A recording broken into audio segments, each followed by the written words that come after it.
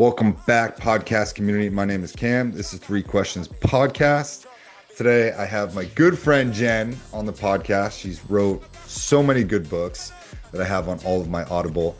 And we're going to be talking about some breakup questions, spirituality, writing, and then talking about some advice stuff. But Jen, say hello. Give us a quick brief, quick bio. Tell us how you are.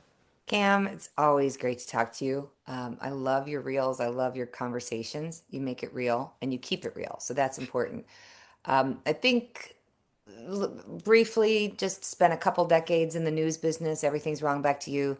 Then I realized that I didn't like telling those stories. I wanted to tell stories that inspired people. And that came through a lot of loss in my own life, watching three very close people to me die.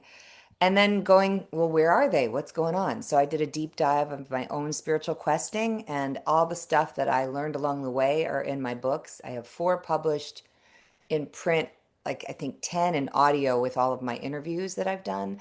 And I'm writing my fifth, which, as we are having this conversation in 2026, it'll be out by the fall of 2026. So everything that happens to me, I write about it. That's how I process my grief. So warning to anyone who might have caused me some grief.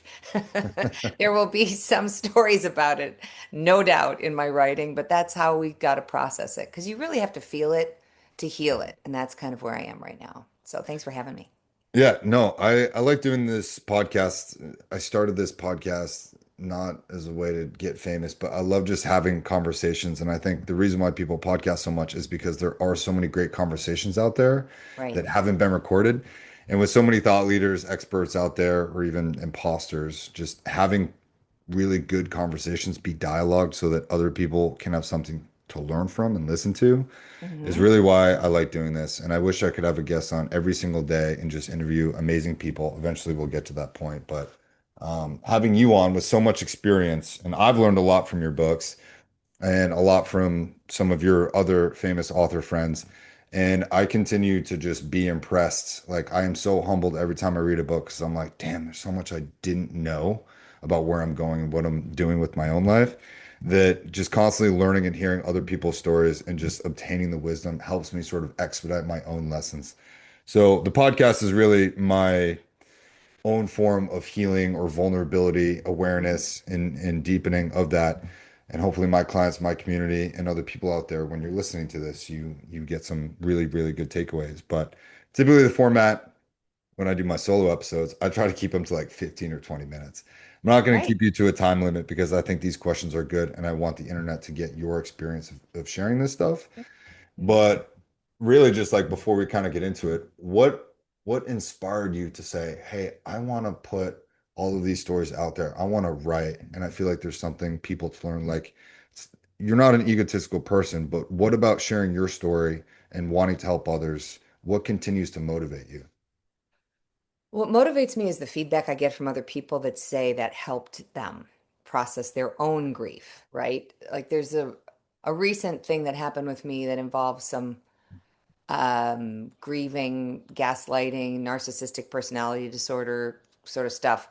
And I wasn't going to share it in this next book because I thought, that was really private and really hard for me. But then once I started talking to other people, I realized, first of all, I wasn't alone. Second of all, a lot of people face this. And third of all, by sharing, that lets other people know they're not alone. And then they can feel like, I don't want to say trauma bond, but you can get through it with support. So it's a supporting system. I've got this community that I call the Spiritual Social Club because it literally is support in trying to find like-minded others. So the whole reason I share stories and in different ways is to give support to the community and hope that if I went through it, maybe it'll help others that are going through it or have gone through it realize they're not nuts. Does that make sense? Oh yeah, I feel like there's a spiritual line and threshold that you cross at some point where you go through so much shit and you're like, okay, I'm at a point where I can share and help others because I know this is going to have an impact at some point somewhere. Yeah. And that really kind of puts you through the rest of the imposter syndrome or the hate or people trying to detract from what it is that you're doing because Mhm. you know that by you adding to that, sharing your story, putting something out there, you're just adding to the collective and raising the spiritual vibration of the planet. Right. And not everybody gets that. Trust me, I have enough haters that are probably listening to this right now, or people that are disinterested in doing the spiritual growth. And I continue to pray for those people and pray that they find their way in this lifetime or the next, right? Right, So I constantly have to battle my ego and my need for vengeance. My Libra and then double Scorpio placements show up often, as in every single day. So I have to deal with my own ego and vengeance, but that is not right. mine to dish out. So I continue to put out stuff. Sometimes people, I'm a little bit too intense on social media, and I try to put out things that really streamline through the bullshit because I see a lot of disheartening information or toxic Hmm. information that I Hmm. don't feel like is beneficial to people's own journey of rediscovering Right, their power. right. But I try to be forceful enough to just kind of spur the movement. Hey, get off Instagram, delete your stuff. I get tons of DMs every single day from young dudes that are going through bad breakups and can't get their shit together. And I have to be a little bit more cutthroat with those younger guys because once they do cross that threshold, then they start building, then they start creating, then they start adding to this. So it's very much the same thing as what you're saying, which I I appreciate. also don't think, Cam, sometimes character can be molded, but some people have it or they don't. I mean, Mhm. some people just aren't born with an integrity that's in the wiring. And some people really have an option. Like there's this thing called branch points that I learned about when I interviewed this woman who had Dr. Mary Neal, who wrote To Heaven and Back. Mhm. And I think it was the seven things she learned in heaven. Maybe it's five things. I'm not sure. But Dr. Mary Neal, To Heaven and Back, was one of those conversations that changed my life. And she literally said, we have these branch points that are like destiny points that happen in our life. And so I think as a soul, all these people come into your life that give you this chance, Cam, to grow as a soul, to elevate your frequency, to do better, right? To be in the light versus in the dark. And as Carolyn May says, you and I both know Carolyn Mace's work, the Mhm. dark is just a lot sexier. So people just go to that frequency because it's sexy. It's not because it's easy. It's because Uh, it's sexy and it's like, ooh, give me that, give me that dopamine hit. I want the dopamine. I don't want to do the deep dive. And yeah, you and I are stuck in the mud sometimes because of our deep dive. But yeah. we have to know that there is a reward on the other side of that from a spiritual lens. The creator, God, whatever you want to call it, universe, I do Mhm. think rewards people who want to do the deep dive, that want to look under the hood and go, you know what? I got to work on myself because this MO of immediate gratification is Mhm. just immediate gratification. It doesn't take your soul to the next level. It just doesn't. So we might not be able to see it, but when Mary Neal died, she saw everything like an oriental rug. There was dark and there was light, but it was tethered together. And Yeah. that is what we are. We are an oriental rug in all of its glory, right? We are, whether we want to admit it or not, Kim, Mhm. connected to everybody. So that Yeah. hater on socials or that neighbor that doesn't believe you're political, they are your woven fabric and they are you and you are them and we are one. And that's where people get roped up. It's like, no, no, no. Anytime you exacerbate the divide, you're forgetting the unity of all that is. And that's where I'm trying to stay. It's really hard though. It's really hard because once you start walking this spiritual path, I realized a long time ago that I didn't need to pull everyone else's head out of the sand. And Yeah, I didn't need to drag people across the finish line. And right. that was empowering and also disempowering at the same time. Um, and there's a lot of lessons there. But you also forget that just because you start to walk on the spiritual path, it doesn't mean that your lessons are over, right? No. As you and I both know, it's like I've continued to face like adversity and difficulties and just moments or situations where I'm like, all I can do is surrender here, and it's infuriating, right? Yeah, totally. So with that spiritual process, it's very, very helpful to maintain a strong aspect of faith, right? And just surrender. Mhm. You don't need to carry everything that you go through. You don't need to save everybody, but No. you do need to have faith and continue walking on that path. So, and I think you eloquate that very well in your work, which is why I wanted to pick your brain on Hmm. on some human stuff and non-human stuff. So, are you ready for the questions? Let's go. You bet. All right. Don't feel like you need to, you can be as concise or as brief or as drawn out as you want. Okay. But I think this question is good for episode 102. But question number one is how do you approach breakups and divorces from a spiritual perspective? Okay. Well, recently, having gone through a breakup, there's this, it's happening for you, not to you, and so getting out of the victim mentality is really hard, but you have to feel it and go through it.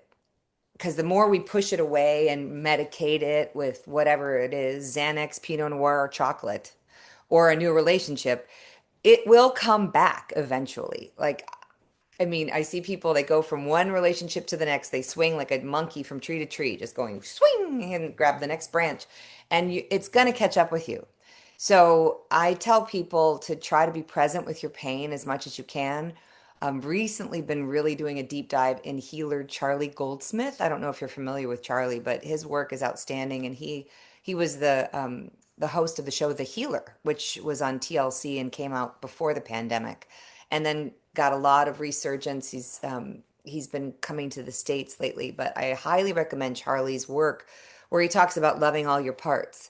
Because since he was 18, he could heal people and he couldn't really put it into words how he was seeing the energy form when he was healing people from their pain, like chronic pain, unbelievable pain, digestive, broken bones, whatever it is. And when you heal all the parts of you, you get all your parts talking, realizing again, going back to that unity piece, that's the hardest part. But we try to like push away the stuff that we don't want to face. So I would say by healing all your parts and facing it basically instead of running from it. Yeah, and I tell my clients like the platitudes work and whatever else. People go, yeah, but I'm sick of waiting. I'm sick of doing this. And I tell people not to wait, right? I tell people what deep work is. I tell people how to do this, but time really has no other choice other than to heal, right? Hmm. It doesn't have a choice. So you always have that working for you, but I see a lot of people waiting or putting their life on pause. So from a Right. spiritual perspective, how do you surrender from the breakup? How do you understand that not chasing and not forcing things and that what does that really mean, right? Because I think Right. people are asking why. Like how can I trust that Hmm. life is working out for me? How can I trust that my parts are going to heal or what parts need healing and how do I do that? How would you answer that, right? It's so easy to give advice to other people, but like how would you define that all of these different kinds of platitudes for someone else? What does it really mean Hmm. day to day? Again, it's the don't take it personally. That goes back to Don Miguel Ruiz, right? Somebody else's behavior is none of your business because they are acting out of trauma usually or fear. Anybody that treats another with disrespect is feeling trauma within themselves, whether they know it or not. I don't think it's a conscious thing. But so when somebody is treating another poorly, it's because they learned that behavior and were treated poorly, or they don't feel safe, or they don't feel love, or there is some sort of lack. Because when you're feeling whole and present, and that's another thing that goes back to that don't take it personally in the Charlie Goldsmith, theory. He's like, look, we're all this God particle, like this bright light. If you could imagine a circle of gorgeous light like a sun, that is you at your essence, that is your soul. And anytime we are out of that essence and not feeling okay, not feeling enough, feeling anxiety, going into victim mentality of the past or worry about the future, then we're outside of that ball of unconditional love. And he calls it the rectangle. This is his upward spiral teaching. It's incredible stuff. And you're in the rectangle if you're out of alignment. If you're in any sort of loop, if you're feeling anxious, if you're feeling addicted, if you're feeling lost and not enough, rectangle. So lately, Cam, I've been like, ah, look at that. I'm in the rectangle. Dude, I keep going back to the rectangle. And it's being okay with it and acknowledging it and not punishing yourself for it, but just being like, ah. And so this has been my new phrase lately: observe, don't absorb. So I can observe the behavior, but I don't have to soak it in. It doesn't have to soak into my sponge. So that's been a big one for me. And again, like going back to, there I am in the rectangle. All right, let's get back into the circle. Very simple shapes here, like we're doing geometry, but it's been helpful for me, big time. Yeah, I teach people the emotional guidance scale and how to work themselves up and down. And I Mm-hmm. have the emotional guidance scale sketched out on a little piece of paper in my wallet. Mm-hmm. So if I'm ever like, where the fuck am I on this emotional guidance scale today? I teach Mm-hmm. people, I say, who, what, when, where, why, and how. Spend a couple minutes journaling about why you're feeling that emotion, and then ask yourself, what do I need to do to move myself up? Because I personally believe you can always move up that emotional guidance scale, but you have to effectively process the emotion that you're feeling so that you Mm-hmm. can move up to the next one. You can't just jump up to abundance and authenticity and joy and love, compassion. Like Right. It takes time to work yourself into that, and other people can bring you up and down that scale. But when you lose your own autonomy on it, Right. that's really when you're just at the whims of another person, and that's no place to live your life. So there are tools, but understanding and what you resist certainly persists when it comes to negative emotions. And I think that a lot of people just seek control or try to force outcomes and Hmm. don't really let the universe work in their favor, right? So when they try and subvert the universe and they experience stress after wall, it's Right. like, how many times are you just going to run into a brick wall? So, Ouch is a huge part of growth. That's just you can't have great unless you've experienced crap. So you have to have the polarities, but seeping in the ouch, a lot of people, that's the victim mentality, like yeah. simmering in it and just being like, this sucks, and wearing it like a badge and Hmm. getting a tattoo that says this sucks or I hate this or whatever. Yeah. It's all part of your frequency. So if you're staying stuck in a past pain, and Hmm. I said to my son, because tattoos, you have them, everybody seems to Hmm. have them. I feel like I'm the only person that doesn't have them. And I said to my son, like, I have a 20-year-old son. And I'm like, should I? And he's like, why, mom? I mean, unless something really motivates you and something inspires you and something brings you, happiness. And it's like, oh, okay, because I think a lot of times their anger ways of and everybody's got to express themselves however they want to express themselves, right? But just Yeah. remember what you put out kind of comes back like a boomerang. So if you are the person that at every dinner or in every instance, even waiting at the bus stop, that just opens your mouth with a complaint dump, everything's wrong back to you, then you're going to get complaints back because that's what's matching your frequency. It's a game of tennis. So the person that wants to complain, sometimes they don't, this is a big one. Sometimes they don't care who the audience member is. They just need an audience. So Yeah. you don't have to be, again, observe, don't absorb. You don't have to be the recipient of their complaint dump. You can choose Mhm. to get out of the way and let it go past you and be like, "Whoa, good luck with that."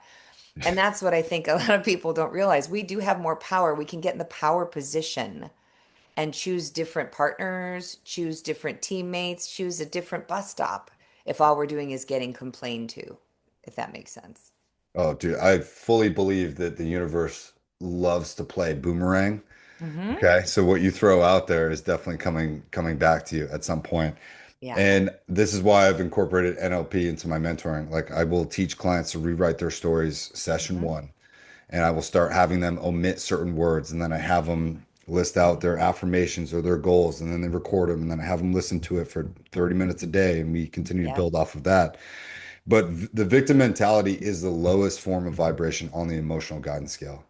And Yep. if you map it to the maps of consciousness, everything from David Hawkins, all of those low vibrations, guilt, anger, fear, like Hmm. they transmute into your body. And then Carolyn would tell you that has a physiological effect, right? Your Right. biography becomes your biology. And all of these great teachers are all just cycling amazing aspects of information that they should be teaching in school. Because if we taught Hmm. people to command their own frequencies or how they talk to themselves, or the movies or the TV or the things and the people, if we taught people to seek out good things, to hunt the good stuff, man, what a world we would have, you know? Right. But Hmm. there's no money in that. There's money in promoting victimhood. There's money in promoting, quick fixes and pharmaceuticals. And once you start to Yeah. gain a little bit of a spiritual perspective, you don't become elitist or pretentious, but you're like, I see where that's going, right? And this is the work that needs to be done, but it's no Right. overnight success. And you still face difficulties as Right. breakups, divorces, whatever. And to the faith piece too, like we were just talking about, Cam, like you can still get intuitive information, but it might not be coming from a faithful source. Does that make Mm, sense? So yeah. I think there's a lot of energies out there that are looking for a host. They're like looking for a puppet. And a lot of people are so desperate for answers that they'll go to any seeker or psychic, which is why, there's all those like verses in the Bible about not seeking out, whatever gypsies and this and that. Yeah. Anybody with intuition to some very hardcore religious people are the witches because they're doing blah, blah, and blah. We are all born with intuition. It is our God-given right. And we are Yeah. shut off of that because we become so reliant on other outside sources to give us what we find out internally, right? And I encourage people whenever I go out and do talks to work on that muscle. The more you work it, the stronger it gets. Your intuition is stronger than anyone else's outside of you. But you Mm, do also have people, mentors, right? Authors, seekers that help you with your journey because they see things that you can't. Like nobody would hire Jen Weigel to do their taxes. Like numbers are something I see, but you don't want me on your QuickBooks. That's just not. But I can talk to 10,000 people and not blink and have a storytelling experience because that's my wiring. But somebody else might get on the stage and go, and freak out, but they're great at a calculator and QuickBooks. So we have to honor what we can do well and also honor the intention behind that exchange. And so what I've found, Cam, in my journey is there are some people out there that are just out to manipulate with their gifts. They're not coming from the light. So like this is something I say all the time with my Star Wars friends. Darth Vader was really good at fighting, but I wouldn't want him at Thanksgiving.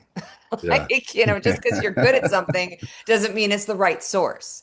Right. I'd rather have Yoda at my table, Luke Skywalker at my table, like all these people. They're great fighters, but they also have wisdom and they have integrity, and they're not out to kill just to kill. There's merciful justice, there's defending yourself, and then there's people that just are disruptors, but they might be really great readers of your mind. They might be really great manipulators. They might be, disguised, a wolf in sheep's clothing, whatever. So Yeah. you have to, the more you build up your intuition, you'll be able to know that in others. And Mm. know thyself is the most important piece of all this. And that's where I found myself recently getting kind of deceived because I didn't listen to my inner GPS. I was all out here instead of in here. And that's where we have to get it back. It's like, bring it back. But it's really hard Yeah. to remember. So hard to remember.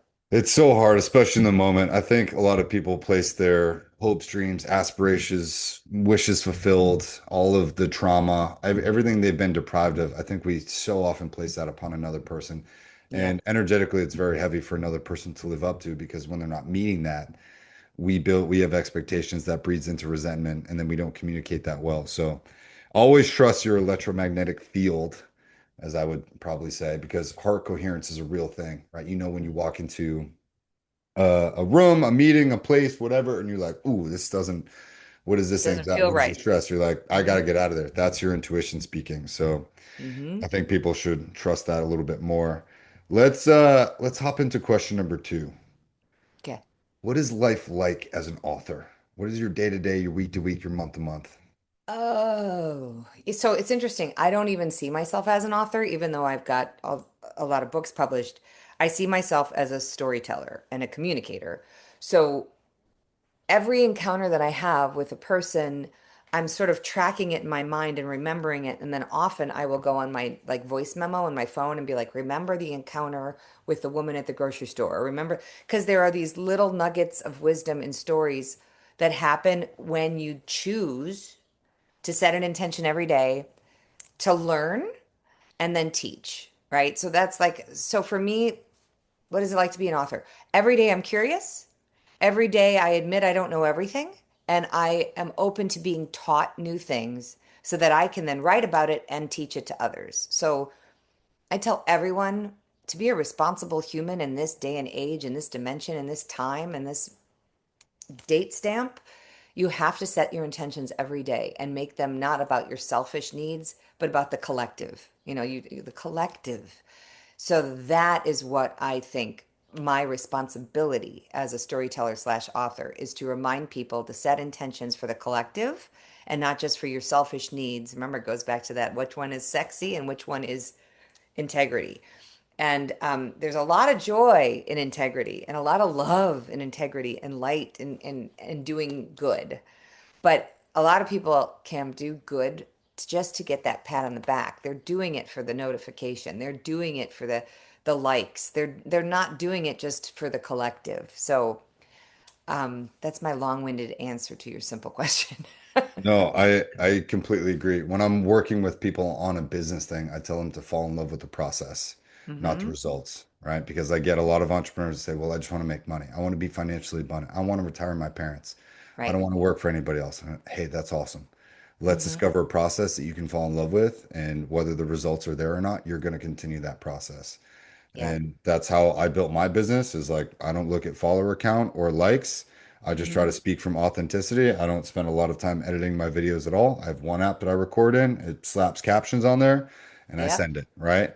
Okay. and I trust the universe or the algorithm to get it to who it needs to hear. And then, my process of working with people is like I don't even look at the minutes or the time. Like I just want to be there and be of service to others, and that's my process.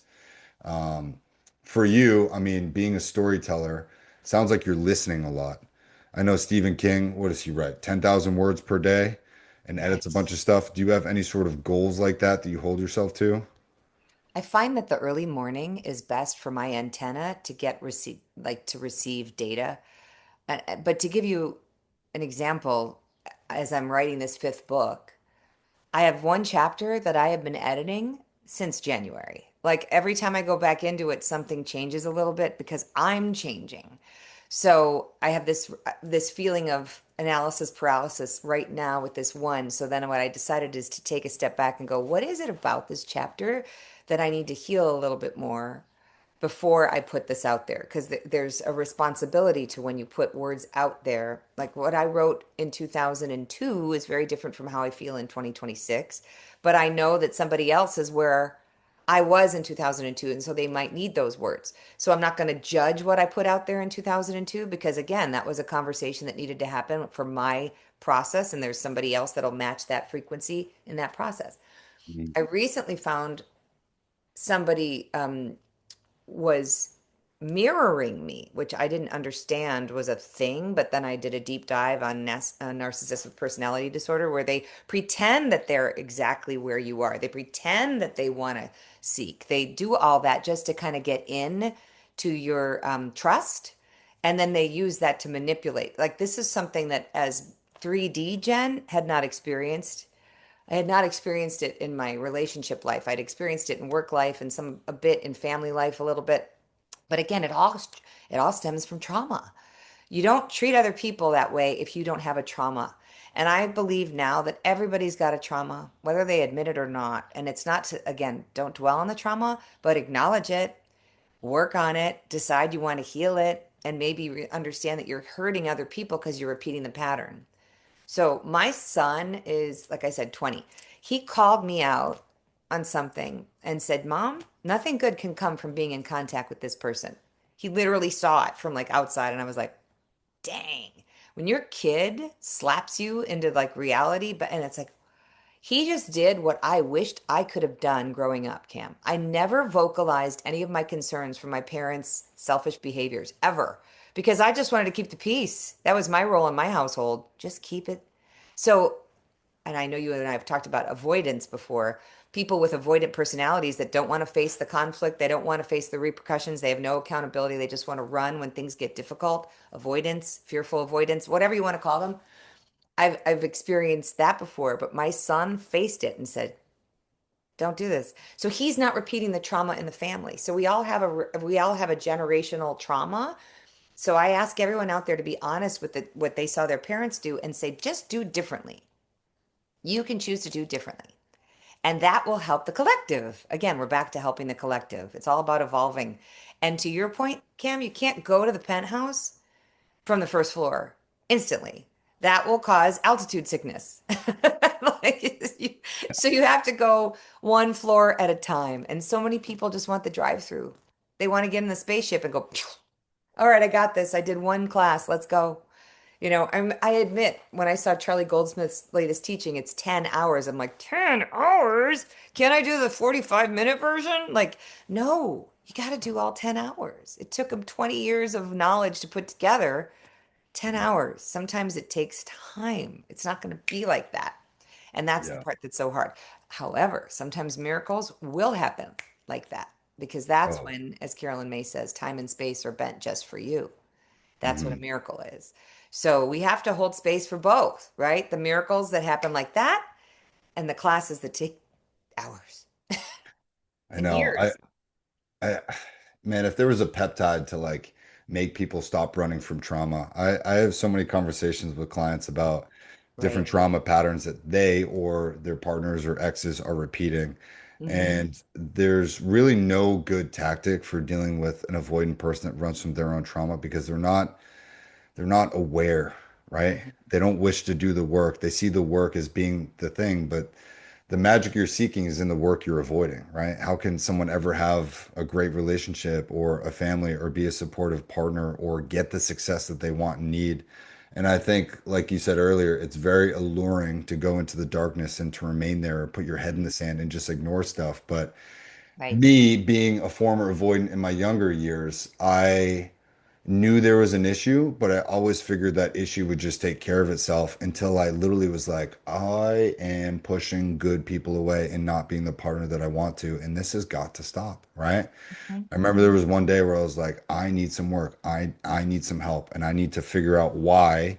And that's when I started reading every book under the sun so that I could just understand more of myself. And I became a better partner because of that. And Mm-hmm. I think people really believe they can change other people. Like we're addicted to trying to change other Hmm. people. But Totally. really, the best thing that you can do is just set a boundary and then say, I'm going to change myself. I'm going to get better here. And then Hmm. pray for that person that decides to run away or is currently not capable because that person is not helping the collective. No. So chasing after They're in them the is almost, rectangle. Remember, they're in their rectangle. yeah. Be the ball of light, and come back to the light. Yeah, doing nothing is the hardest thing, right? Especially when you're interested in someone or love someone or want something so bad, and then Yeah. you just are supposed to do what? Nothing. That's the Oh my hardest gosh, thing for people Cam, to do. you're pushing on a bruise. I mean, I literally saw this person like make decision after decision after decision that was so selfish and so destructive. And you're like, you see the playbook. Like, you're like, I know you're a good soul. I know you have this in you. Why are you choosing to go left instead of right? What the what? It's like you're in the car and you're heading towards a brick wall. Why would you do that? Come on. You want to just turn the steering wheel for them. We can't do it. That Can't is the can't hardest do it. part. Can't do it. And I see a lot of people stay in the car and try Yeah, to do that. And then they both hit exactly. the wall and it's like, Yeah. Yeah. okay, you know? Yeah. Yeah. So it's tough. I have the avoidant conversation all of the time, and the internet currently loves to talk about avoidance, both dismissive avoidance and fearful avoidance. And Yeah. I will tell some clients, I say, I don't think this person is as avoidant as you think. Sometimes it is just a loss of attraction, and Yeah. now they're avoiding you because guess what? You didn't make them feel good for a long time, and now they are Mhm. avoiding you. It doesn't mean they're necessarily an avoidant, but Right. that's a whole other podcast because I think a lot of people are avoidant, but the more the internet talks about it, the more people are waking up and saying, "Okay, I got to Mhm. change." So that's also a good thing. Yeah. All right, question number three, which is good. This is a good one. How to take your own advice that you give to others so easily. I always say before I talk, I go, and I'm telling you this because I need to learn it too. Or I'm saying this because I need to remember it too. This is what I most need to learn. So let me share. Or the other thing is too, lately, Cam, I've been saying, would you like me to give a reaction or do you just want to vent? Because sometimes people don't want to hear anything. They just want to, like I said, they just want an audience. And after a while, you have to put up a boundary to be like, okay, I've heard your monologue now for 2 hours. It's time for you to stop talking and take a breath. So, my biggest thing has been to say that I'm learning it too. And this is what's worked for me. If you're interested, I'll share with you what's worked for me. And if you're not, inspiration is what causes change, not imposition, right? So that has been very hard. Change comes from inspiration, not banging on the door and saying, "You better love Jesus. Here's a pamphlet." You know? So I just I don't have the answer to that other than to try to live my best life. And I find myself in such human moments, even whether it's business or personal, you just go, wow, look at that reaction I just had. That was superhuman of me. Again, wow, was I in my rectangle? That's been a line I've been saying a lot lately. Let me get back to that ball of light. I remember where I come from.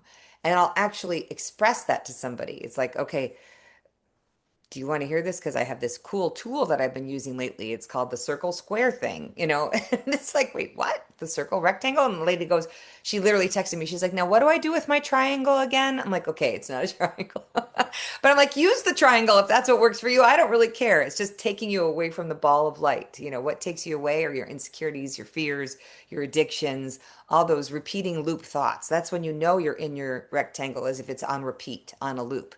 Because you can have the most calm conversation. It's like having a conversation with a best friend. You can tell them frankly what's going on, and there's not like you're not going to hate them and never talk to them again. It's like really, again, observe, not absorb.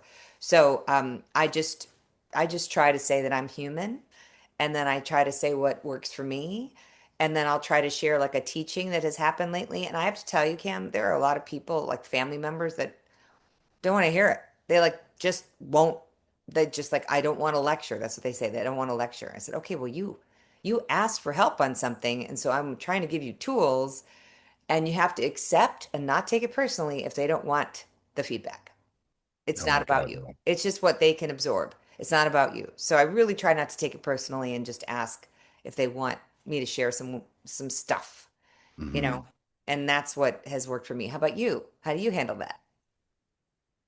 Oh, I think my feet have been held to the fire by, family members or friends or colleagues that say, who are you to give this kind of advice? And I tell my clients, hey, if someone is making you explain yourself 99 times out of 100, you don't need to do it because you're putting yourself in a subservient position to be accepted.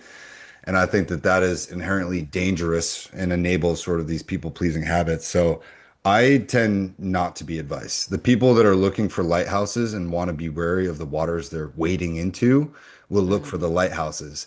But a lot of people say they will, but I think the ego overrides a lot of people who are asking for help. They just want to be heard, or Yeah. they become what I would say an asshole. I'm not saying any of this about my clients, but coming from a former asshole, I would ask enough people what their thoughts or opinions were on this thing so that I Hmm. could just hear and validate what it was I was already thinking, which Yeah. wasn't always the correct thing, mind you. And Hmm. I would ask 400 people, and if 399 of them said what I didn't want to hear, but the one did, I would choose to listen to that one person.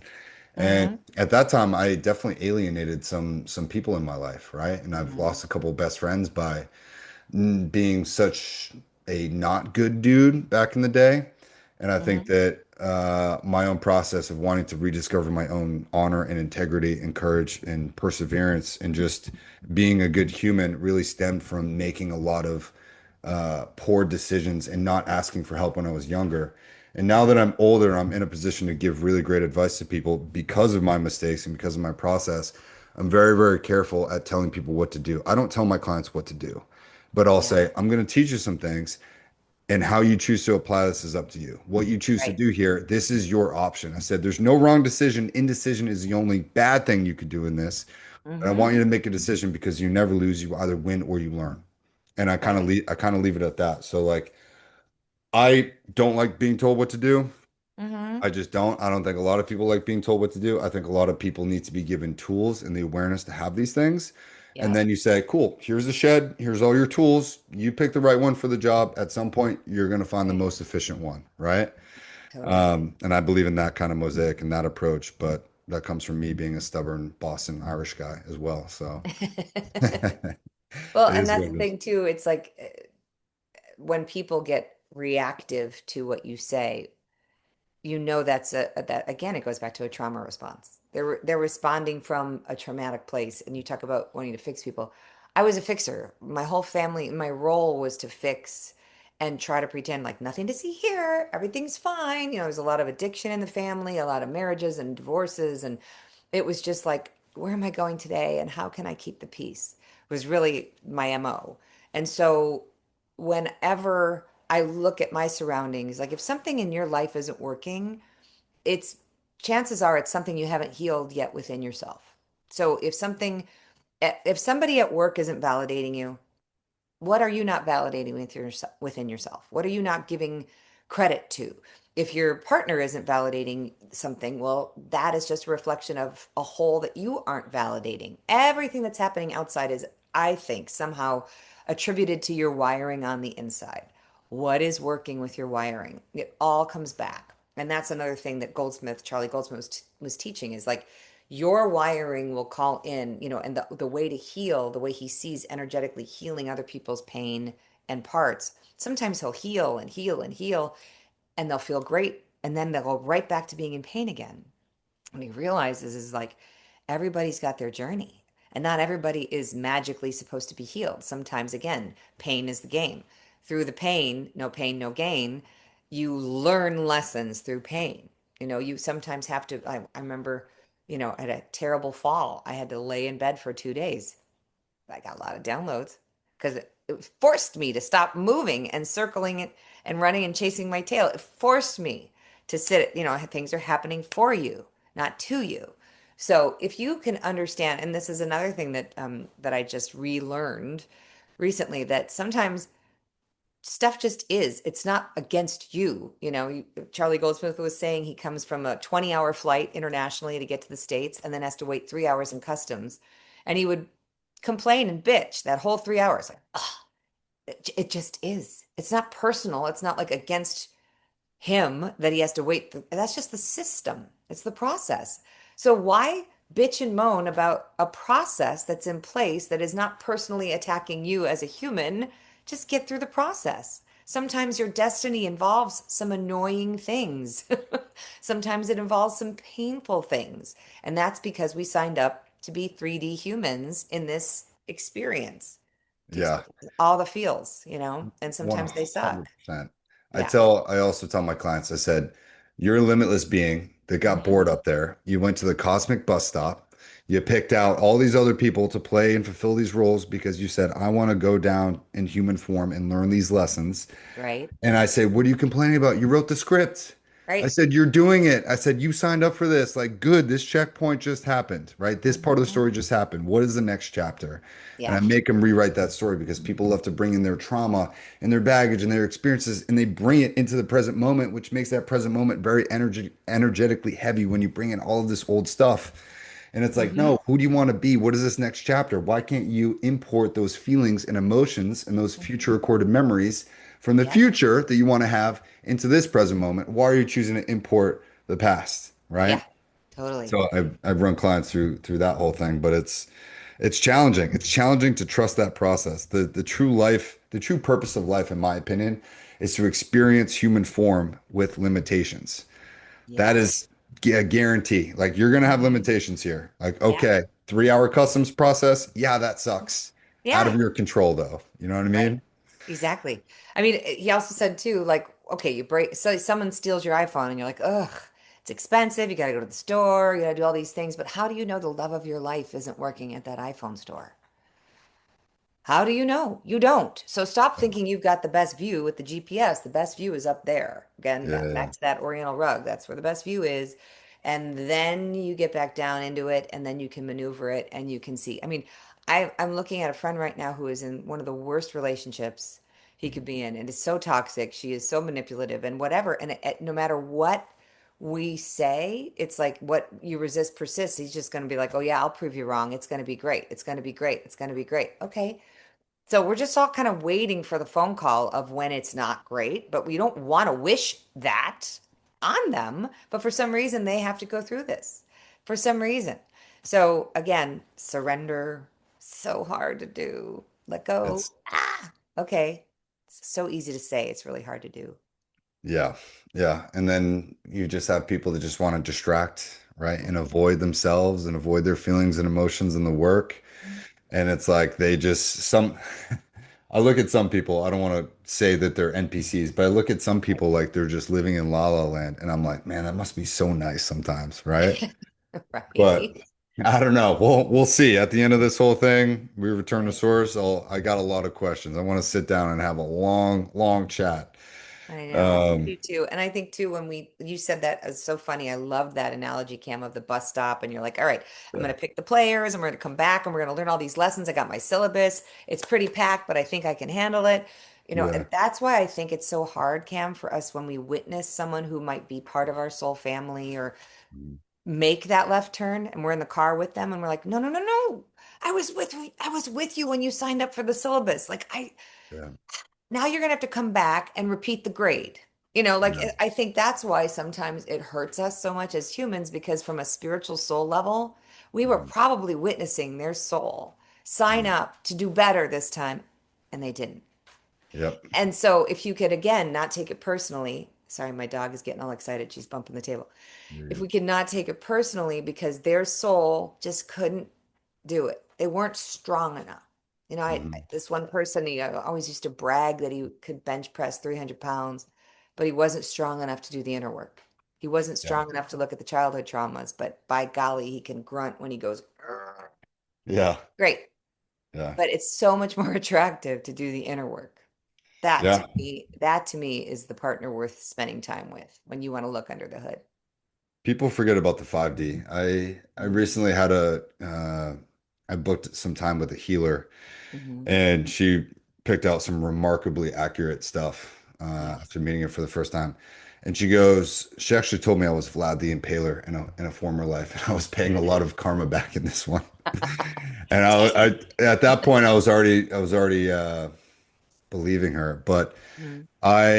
she told me I was a fifth grade on my third dimension. And I think fifth grade was like an old soul or whatever. There was one through five. Fifth was the highest one. And she's like, you really only have a couple more lifetimes to go before you can go back. And I was like, that's good news. She told me I was on my 100th lifetime, Nice. but I was Vlad the Impaler. And I was like, okay. I said that Right. that kind of tracks. But I said, she's like, yeah, people are really coming after you in this lifetime, and it's not your Right. job to fight back this time. Right. And then she gave me some guidance, which was really, really empowering that I thought was great. But what is your experience with feeling like how many lifetimes do you think you've lived? What do you think your goal is, right? Where do you think you are in this journey? As So I had to your point, I had a healer who it was like 540 something lives apparently, and like, whoa, that's a lot. Now again, we could take it as a snapshot or a glimpse, but I think we've all been famous people who did good, and we've all been famous people who did horribly, and we've all been the unknown person who owns the cheese shop, and we've all been, the neighbor that just lives a quiet life, and or a person who lives in a cabin in the woods. We've been all of it, the good, the bad, the ugly, the indifferent, the beautiful. And so, but I also think too, back to that ball of light, our personality is very unique. Not everybody is the same snowflake, right? So, your personality traits through all 100 plus lifetimes, or mine through all however many lifetimes, will shine through in each incarnation while we sign up for these lessons. So I apparently came in to get a PhD, a master's, an MBA, an MFA in like abandonment, because all these people in my life have abandoned. And whether a friend doesn't invite me to dinner or a relationship decides they don't want to continue with me, it still strikes the same pain point within me. And it's so interesting. And again, I've gotten to a point now because of all the inner work I've been doing where I go, oh, there I go. Wow, it's so interesting. And so it comes back to not leaving yourself. Love yourself, don't leave yourself, right? Because no matter what everybody does out there, you've got to stay in that ball of light. So I love listening to healers who have theories on personalities that might have come through in different lifetimes. And I also caution people not to depend too much on too many other when you're seeking, because I've watched people, Cam, literally say, "Oh, it's okay that he abuses me in this lifetime because I kicked the shit out of him, pardon my French, but I kicked his ass in so many other lifetimes. It's my karma coming back to me." So they will condone people mistreating them because of some Mhm. sort of karmic wheel that they believe happened because a healer told them that in the past life, the roles were reversed. So you got Yeah. to kind of just take it with a grain of salt in one way, but it also can really be enlightening in others. We just have to be careful how much weight we put on it, if that makes sense. Yeah. Yeah. I think that's a great point. I see a lot of people put so much stock in either what the internet has to say, and I tell my Right. clients, I'm like, don't believe everything that I say. Like, take Mhm. take what you like, leave the rest behind, Right. apply it in your own way, like homogenize it, and then go forth and conquer with Right. whatever sort of changes you want to make from here. Right.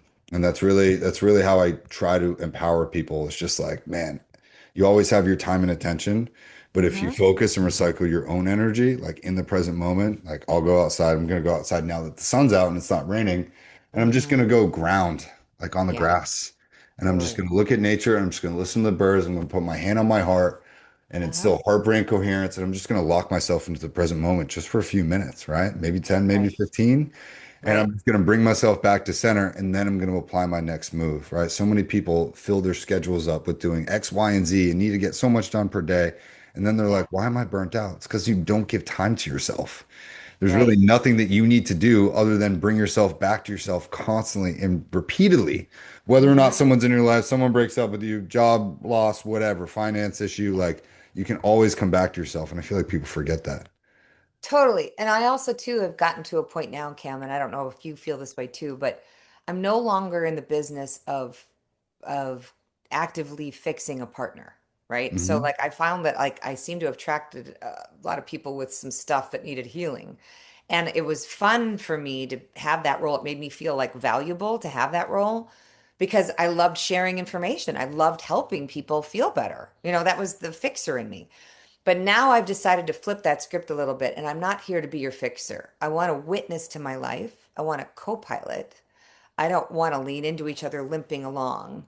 If I'm going to have somebody in this back nine I call of my life, they better be willing to listen to my stories about past lives or whatever I encountered with this healer or with that teacher or with this book that I read and be okay with it. And I won't morph myself into anybody else's picture of what I'm supposed to look like as a partner to them. I'm just going to show up and be me, and that's it. And that's different because I think for a long time we try to find our place with different relationships, whether it's in family, in work, or in relationships. And I'm like, I'm just showing up unapologetically now. This is it. I'm going to raise my freak flag. The other day I was walking in my neighborhood. I stopped to touch a tree to get grounded. Just to your point, I was like, this tree is gorgeous and I'm going to acknowledge it right now. And people are walking by with their dogs like, what's going on with this lady? What is she doing? And I'm like, yep, just tugging a tree. Thank you very much. And I don't care. They can think whatever they want. It's their journey and mine is my journey. So yeah, I don't apologize anymore. The same thing happened to me this morning. I had both hands on a tree, like it looked like I was stretching, but really I was just touching the tree. And Yep. somebody walked by and I was like, "What's up?" Yep. Totally. They I were like, swear. Hmm. I was like, "You're not ready for it." You know what I mean? Yeah. So, And if we uh, really believe that the roots of every tree are talking to every other root and they're talking to us, I mean, it's all connected. We are connected to every tree. We are connected to every plant. We are connected to every pet and every person. Again, whether we love them or hate them, there is a tether. And so, harmoniously going through the journey, my dog is getting all excited now as we're talking about trees, apparently. She's like yeah, wagging her tail.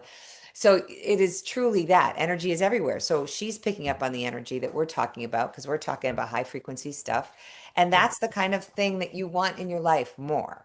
The people that make you feel good about who you are, not the people that make you feel like you have to apologize for what you did. Oh man, yeah, I think you said it the best. I think we'll wrap up here, Jen. It's always a pleasure to have you on. Like, I'm a huge fan of your work.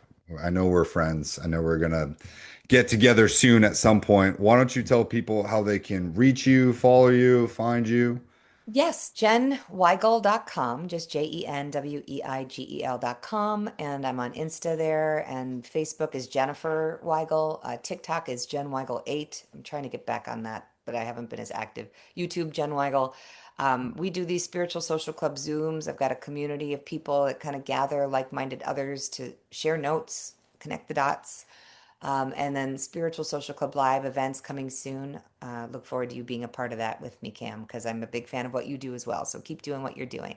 Yeah, yeah, it's busy. I got a lot of balls in the air right now. So Mhm. next 1 to 2 years should be pretty interesting. So we'll see Mhm. how I can turn this into more of a full-time thing. But we'll get you back on the podcast. Obviously, text me anytime, stay in touch. Send me your bio right after this, and I'll put it in there. But yeah, you can reach Jen. Just look at the notes for the podcast and go to those links. But Jen, wishing you nothing but the best. Can't wait to see your next book. You said fall 2026 You coming out. bet. What's That's it the called? goal. Well, there's three different working titles, so I don't want to say it yet because it's all about this stuff I'm talking about. Love yourself, don't leave yourself, healing hygiene, observe, don't absorb. I'm not quite sure yet, but know that it's book number 5. 5 is a very interesting number because it's all about change. Yep. So change is good, like I said, happening for you, not to you.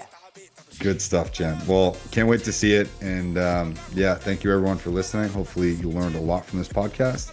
Continue to follow Jen. And thank you for being a loyal follower of Three Questions Podcast. And we'll see you in the next episode.